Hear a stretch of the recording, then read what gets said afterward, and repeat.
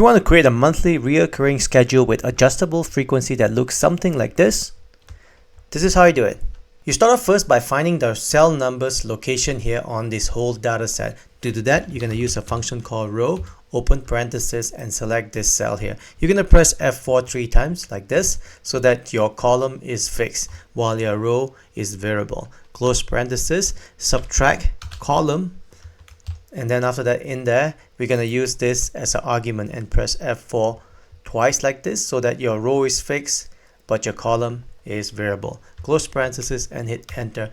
And if you look at this is basically a date itself. If you stretch this further, you can see it's showing 1st January 1900. To convert this into a number, you press Ctrl 1 by selecting this cell here and go numbers and go general and then click OK. As you can see, this shows a number 1. I'm going to apply to the rest of the rows like this, and it should have a running number like this. Now we can use this number to get the modulus of this number so that it will equal to 0 when it's divisible by 3. Let me show you what I mean by that. You go into the formula here and then you encapsulate the row and the column function with a function called mod, and the first argument would be the row and subtract column, and the second argument would be this frequency itself.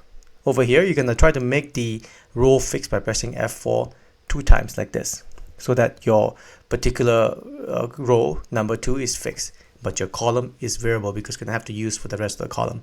Close parenthesis and hit enter. As you can see, if you were to drag to a few rows, you can see that every time is day number 3 is 0. Now we can use this modulus 0 to our advantage by using an if statement here. You're going to say if, open parenthesis, if the result of modulus is 0 like this, basically we're going to say booked, which means you want to book that day. For this example, will be running. And then if it's not 0, we're going to basically leave it blank. Close parenthesis and hit enter. Now if you try to apply the same formula to the rest of the row, you can see every 3rd day it is showing as booked. Let's make the solution a bit hardy by encapsulating the if statement with if error.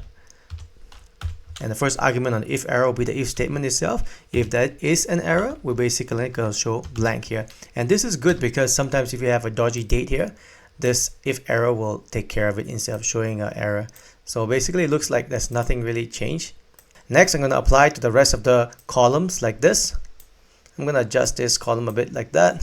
And then now apply to the rest of the row like this. And your scheduling is done.